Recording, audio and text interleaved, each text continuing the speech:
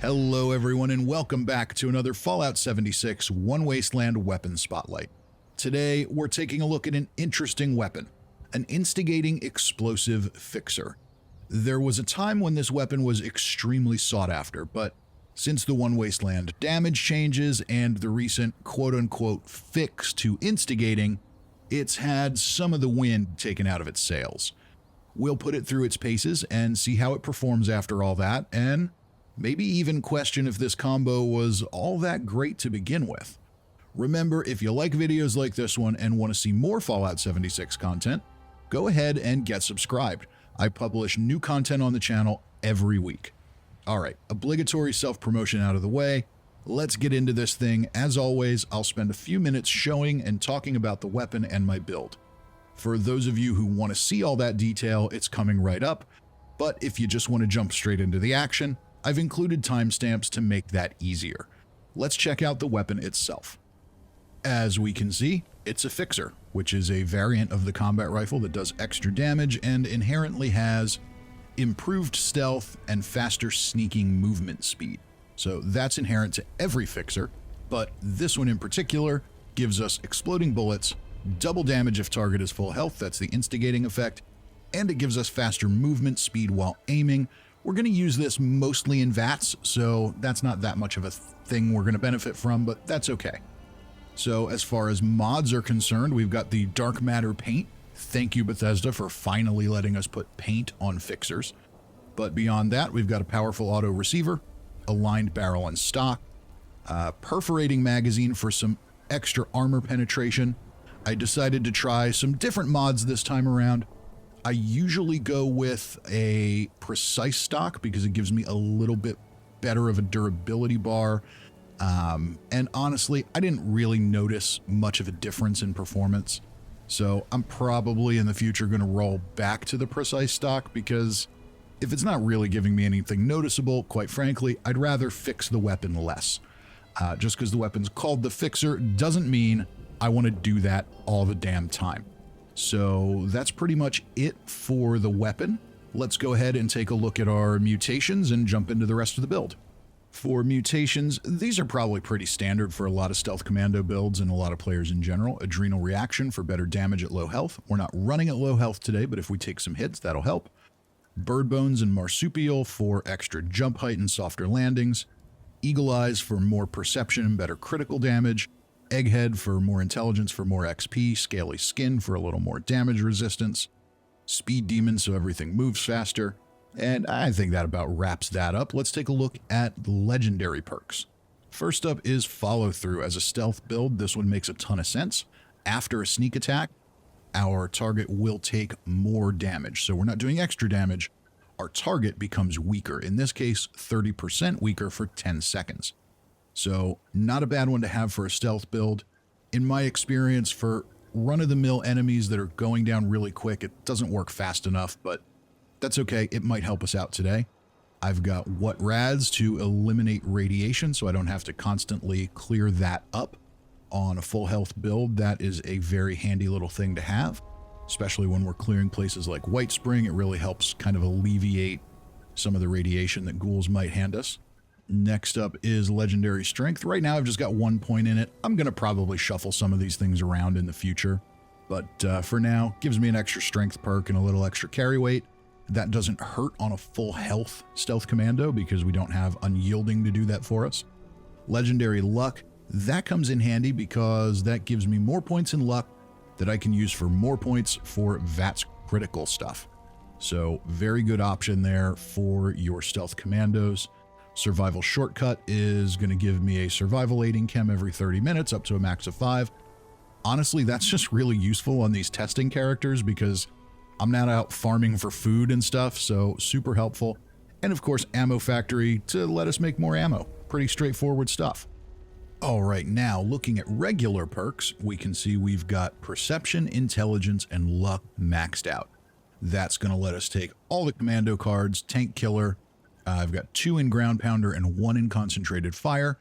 So with an automatic rifle, doing more than 1 in Concentrated Fire, in my opinion, just doesn't pay off anymore. They changed that a few weeks back, or maybe a couple months back now, but They changed that where it used to give you a big bump every time you missed. Now it's a much smaller one, so you really have to line yourself up and get in proper position no matter what. So as long as we've got the ability to target limbs for extra damage, that's what we're going for. Under agility, we have all of our sneak perks. I've got adrenaline, I've got one in Action Boy to help with a little bit of AP refresh. And this time I've got 2 in Gun Fu. That's going to help swap targets a little more quickly.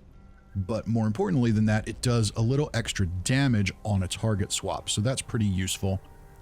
Normally I run Mr. Sandman there. So we'll see how it goes. We'll see if I still like it as much over time. But we're going to play around with that for today. Under luck, we've got Bloody Mess for extra damage. 4-leaf Clover, Psychopath, and Grim Reaper Sprint. Those all combine to give us more criticals. It's not so much about higher powered criticals as it is getting more of them. So basically more shots in VATS equals more critical chances. That's what we're going for. And we have Class Freak and Starch Genes so we can keep our mutations and reduce their negative effects. Some of the more minor traits here. Under Strength, we've got Bandolier to keep our ammo weight down.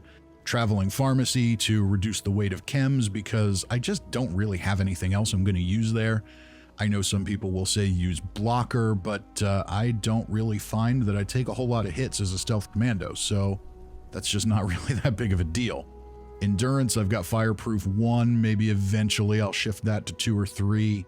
Charisma, we've got 3 points in Tenderizer, again, to make our targets take more damage after we attack. And then in Intelligence, I've got Scrapper and Demolition Expert. Normally, I have Scrapper and Gunsmith, but in this case where we've got an explosive weapon, we're gonna turn that up as far as we can and take advantage of that. So we'll get an extra damage boost from Demolition Expert for the explosive effect. That pretty much wraps up the build. Let's jump into the Whitespring Golf Club and see how this thing performs. All right, heading in, we've got some ghouls. And so far, we're getting one-shot kills on the headshots. That's kind of what we're going for, but honestly, not anything I wouldn't expect here with almost any stealth commando weapon. And VATS is being a little bit odd. Okay, damage not counting. That's nothing we don't expect at this point. Hopefully the changes that are live on the PTS go live soon. Sounds like we've got a Raider Thief downstairs. So here's one of the problems, of course, with this combo, is the splash damage will hit other enemies in the area, so they're not at full health, and that's what you want here. You want your enemies at full health, so you get your legendary buff. And so far, we've gotten it a few times, but sometimes the splash damage hits, but the bullet doesn't. So, not amazing so far. So there we got a 387. That was okay, but not amazing. Let's see who else we've got. There's usually one guy still asleep by the pool table over here. Yep. Just waking up, and that looked a whole lot better. We got a VATS critical in there with it. And okay, that's probably what we want to see. Somewhere in the 400s with the instigating effect kicking in. So anything where we're not getting that, either the effect isn't working properly, which is always possible, or these things have taken a little bit of damage from the explosions or from that raider that was running around. Head over into the pro shop. 578 when we combine a crit with it. Not bad, not bad, not bad. One-shot headshots for all these ghouls, and that's not shocking. So far, you know, in other weapon videos I've done, really, just about any weapon is going to do that with a stealth commando build. So I don't know how effective the instigating effect really is here, but it doesn't hurt to have it. We'll take what we can get. There's another one, and a lot of these guys are low level because I spawned in here, so they're only showing up at 50. There's a few 75s around, but for the most part, they're probably a little lower level than they normally would be. But that's all right. It still shows us how the weapon works. Let's head outside and take out any trash that might be remaining. There's usually one or two hanging over by the golf carts. Yep, there we go. He's just sitting there biting his fingernails. Anybody else? Nope. All right, let's head to the deep. So we've got some action inside the deep, and I thought at first it might be another player, but it's not. It's cave crickets. So we've got a little bit more of an interesting encounter here, but again, we can sort of see the drawback to this weapon. Now there we did well at a distance, but one of the drawbacks to instigating is if you encounter enemies that are not at full health, you're not getting any benefit from this effect. Doesn't make it useless, but it does make it a bit more limited. And, you know, while we have people that are kind of very upset about it getting nerfed, and honestly, understandably so, I'm not sure that the real problem with it is that it was nerfed as much as it may just not have been as effective as it really claimed to be. It was always very popular pre-nerf, but I don't know how often you were really getting full health enemies to shoot at, and certainly with this explosive effect, that adds a whole other factor. But let's go ahead and get a little closer to these guys. We'll get further into our project here and see what we think. So one-shot kill, but he wasn't at full health. He took some splash damage, so all of these enemies are taking splash damage from the explosions. That one wasn't. We did very well combining I think that combined a crit with the instigating. So that did some pretty serious damage. That's worthwhile. We'll run around back here, but I think everybody ran out front after the crickets. So far, between a raider at Whitespring and cave crickets in here, we haven't had a ton of full health enemies to hit. We took out the missile sniper from a distance. That did well. Let's head inside and see if we got any commies left. There should be a couple in here, although I think a lot of them did run outside. Not at full health, not at full health. But still going down in one shot with a VATS critical. I think that was a VATS critical. It's so hard to keep up. Let's head upstairs. Anybody up here in the bunk area? I saw 2 power armor commanders outside, so we might be clear. Nope, we've got one guy taking a cue from Ward. And he's dead now. That was nice. You were going to sleep, and now you are asleep forever. Let's go see how we do on a super mutant behemoth. Alright, we'll sneak our way up to the pond. And he's waking up. That's good. I like to try to wait through this animation now. We can see that it kind of affects VATS a little bit, and there again, no damage. But he must have taken a tiny bit from the explosion because we did not get our instigating effect. But he still went down nice and easy. So far, if this video is showing me anything, it's showing me the overall power of the Stealth Commando build. I'm not sure that the instigating effect is doing a whole lot of anything for us. So some of these guys at a distance at full health, we can definitely see that it helps. But their little tiny chunk came off from the explosion. That one was good. That one hit, took a second to process. Okay, you're full health. Maybe he wasn't full health. Well, there's a lot of distance there, a lot of range. We probably have a little damage penalty there. You look full health. 387, that's not amazing. 398, okay. Well, maybe they're... I don't know. It's so hard to tell by the damage numbers because between VATS criticals, sneak attacks, instigating, I don't know what's even really counting as anything. So a little bit of damage to the Scorchbeast. And are you going to misbehave, Mr. Scorchbeast? I bet you are. I have that feeling. This seems like one of those runs where everything has to be complicated. We'll let you run around for a second here. Anybody else on the ground? Doesn't look like it. Looks like it's just me and you, Scorchbeast. Alright, we're going to skip ahead here to the point where we finally got him close enough for some engagement. No need to make you sit through 2 minutes of watching a Scorchbeast fly around in circles. We're getting there. Come on. See, this is what he was doing the whole time, but he was a lot farther away. It's quite frustrating when their behavior is erratic, but now he's landing, and that's what we like to see. If I could give you a treat, I would, but instead, I'm just going to kill you. We'll kill you and see if you've got some brains. Nope, you don't have any brains. That's a shame. Let's move on to Huntersville. All right, taking on some floaters. They're at full health, and yeah, I don't know. I just, it's so hard to tell with instigating. I think that I probably should have taken follow through off to really see all these numbers, because I think what's happening is we're getting instigating, but we're also getting follow through, so it doesn't look like the instigating is that good.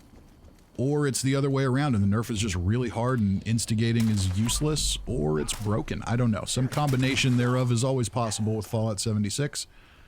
And our weapon is breaking. Lovely. Do I have a repair kit?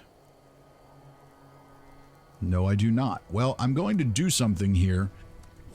Simply in the spirit of continuing this video without any trouble, I'm going to get a repair kit from the Atom Shop, just so I don't have to pause and go back to camp and do all of this. Please note, never, ever, ever, ever, ever do that. Do not buy repair kits from the Atom Shop. I've got tons of atoms saved up, so I don't really care, and I'm doing this here to make a video. In your gameplay, go back to your camp and repair. Don't give Bethesda money for repair kits. It's filthy and dirty in every way, and it only encourages them to not fix weapon condition issues that have been ongoing now for months, especially since One Wasteland. So do not, please, please, please do not buy repair kits. Anyhow, moving on, let's take out the water tower sniper guy. Come on, turn around. Give me a shot at your face. There we go, and that's critical, gives us great damage. So at this point, I'm just very much convinced that VATS criticals are extremely important for your stealth commando build if you want to do really good damage. I'm much more pleased with that than I am with instigating. These guys are close enough together. We'll get some splash damage. It'll probably ruin things. 445, not bad. Come on. Come on. Okay, so yeah, so some splash damage must have hit him and took off a point of health or something like that, so it didn't work. As you can tell, I'm not in love with this weapon. I'm just not. The explosive damage, it's nice, but on a weapon like this that you want to kill things in 1 or 2 shots, it just doesn't do a whole lot. I'm getting a lot more out of my VATS criticals and my stealth commando build than I am out of the weapon itself. At least it feels that way. Maybe you all will see something that I'm not seeing. Let's head up into the house and finish clearing out Huntersville. See if we've got anybody right around the corner. Nope, not today. But there's usually 1 or 2 muties hanging out upstairs. And we always want to make them turn around for these VATS headshots. Gets a little complicated. They've got some armor on their back that gets in the way. That should be good. There we go. So VATS critical did well there. All right, and that was the instigating effect, I think. That did pretty well. And okay, so far so good. And he's dead. So yeah, I think what's happening here is instigating is occasionally giving us some benefits, but so is follow through. I'm going slowly here. I'm using a lot of trigger discipline so we can kind of see what the damage looks like. But I think all of those things working together are making this very effective, but I'm not 100% convinced we couldn't be just as effective if this was a suppressors fixer with explosive on it. So I don't know. I'm not sure I love the change they made to instigating. I think it should feel more impactful than this. When a VATS critical shot does more damage than your instigating shot at full health, I think you might have an issue. At this point, that's the end of the run. Let's talk conclusions. So, if you couldn't tell already, I'm underwhelmed. I know I always try to find the positives, but honestly, I'm just not impressed here. While I hope I love every weapon I test, that's just not always going to be the case.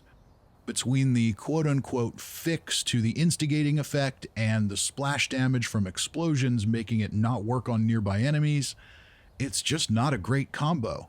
An instigating weapon on its own, without the explosive effect messing things up, may do better, and maybe we'll test one of those in the future to give it another chance.